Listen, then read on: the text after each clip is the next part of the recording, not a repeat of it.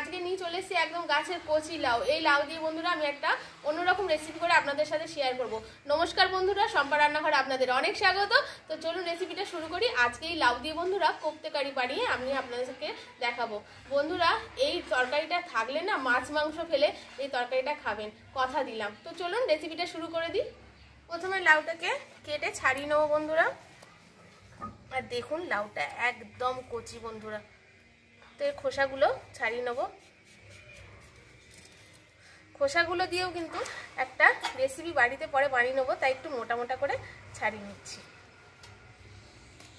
লাউটা দেখুন কেটে নিয়েছি, আর এখানে দেখুন বড় ছিদ্রযুক্ত একটা গ্রেটার নিয়ে নিয়েছি। এবার গ্রেট করে নেব।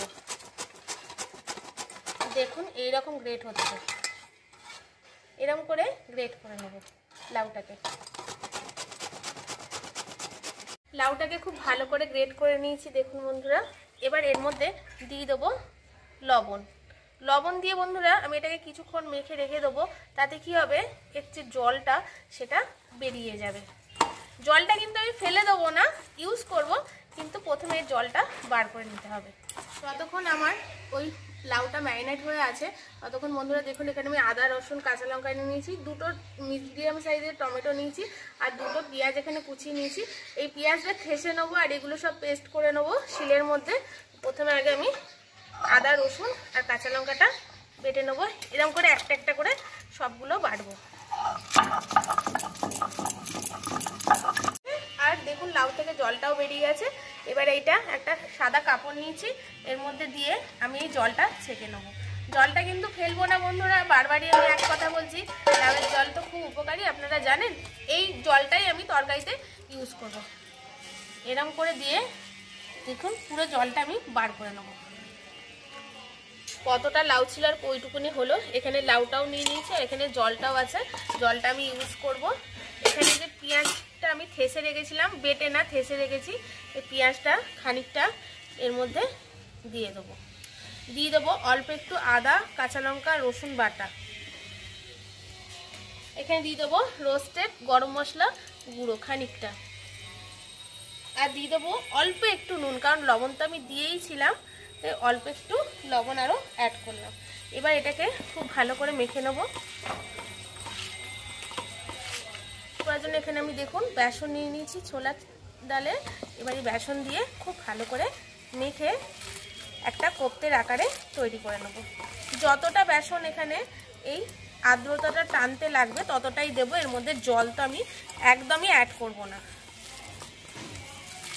দেখুন ছোট ছোট কোপ্তের আকারে তৈরি করে নেব। এখানে আমি কড়া চাপিয়ে তেলটাও গরম হতে দিয়ে দিয়েছি। এখানে আজকে আমি সাদা তেল দিয়ে এটা তৈরি করব করে নিয়েছি। আর দেখুন এখানে কয়েকটা কোপ্তে তৈরি করতে অল্প একটুই বাকি আছে বন্ধুরা। এই কোপ্তেগুলোকে এবার এই তেলে ভেজে নেব। আপনারা যে কোনো শেপের কিন্তু এই কোপ্তেটা বানাতে পারেন। আমি এরকম শেপের বানালাম, আপনারা যে কোনো শেপেরই বানাতে পারেন। লাল লাল করে এটাকে দেখুন ভেজে নিয়েছি কোপ্তেগুলোকে। এই কোপ্তেগুলো শুধু মুখে খেতেও কিন্তু বন্ধুরা খুব ভালো লাগে। এরকম করেও কিন্তু আপনারা ভাতের সাথে খেতে পারবেন। আর কয়েকটা কোপ্তে বাকি আছে, এগুলো ভেজে নেব।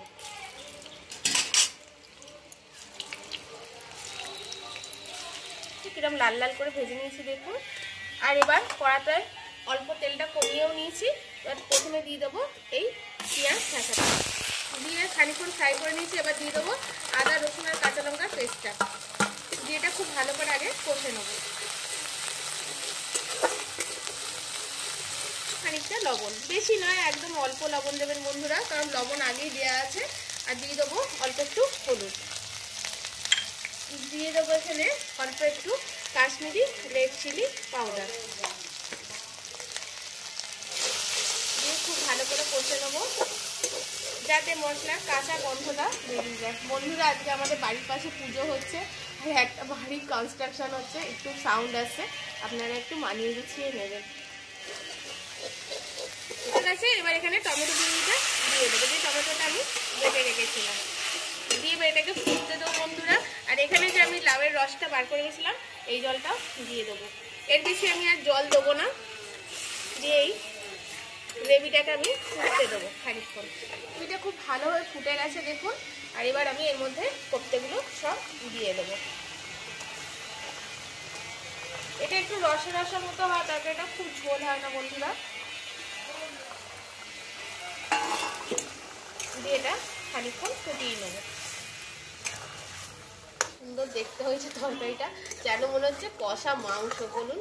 কিন্তু এতে বন্ধুরা আমি কিন্তু বেশি মশলা ইউজ করিনি, শুধু নুন, হলুদ, লঙ্কার গুঁড়ো, আদা, রসুন, পেঁয়াজ, টমেটো আর অল্প একটু জিরে গুঁড়োও দিইনি, ধনে গুঁড়োও দিইনি, এর মধ্যে অল্প একটু খালি গরম মশলা গুঁড়ো দিয়েছি। বাদ বাকি কিন্তু খুব একটা মশলা আমি এর মধ্যে ইউজ করিনি।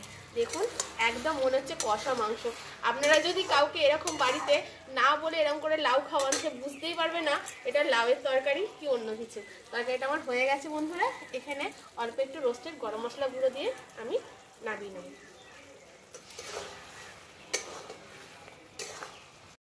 দেখুন কোপ্তেগুলো কিন্তু একটাও ভেঙে যায়নি, একদম গোটা গোটা আছে। এবার এটাকে আমি নামিয়ে নেব। এরকম লাউয়ের তরকারি করে দিলে বন্ধুরা যারা লাউ খেতে ভালোবাসে না তারাও কিন্তু লাউ খেতে শুরু করবে। বন্ধুরা তো দেখলেন কিন্তু কত সুন্দর, কত সহজ পদ্ধতিতে ঘরোয়া উপকরণ দিয়ে এই লাউয়ের কোপ্তেকারি আমি বানিয়ে নিলাম। আর কি সুন্দর দেখতে হয়েছে বন্ধুরা। লাউ দিয়ে যে এরকম তরকারি বানানো যায়, না দেখলে বিশ্বাস করবেন না। আপনারা অবশ্যই ট্রাই করবেন। দেখুন একটা কোপ্তা আমি কেটেও আপনাদেরকে দেখাচ্ছি কিরকম হয়েছে ভেতরটা। দেখুন এরকম হয়েছে, একদম পারফেক্ট কিন্তু ভেতরটা। আর একটা কাট দিয়ে আমি আপনাদেরকে দেখাচ্ছি, দেখুন এইরকম হয়েছে ভেতরটা কিন্তু বন্ধুরা। আর এই তরকারিটা বন্ধুরা আপনারা ফ্রাইড রাইস, রুটি, ভাত দুটো দিয়ে, তিনটে দিয়ে খেতে পারবেন। আর রুটি দিয়ে খেলে কিন্তু আরো ভালো লাগবে খেতে।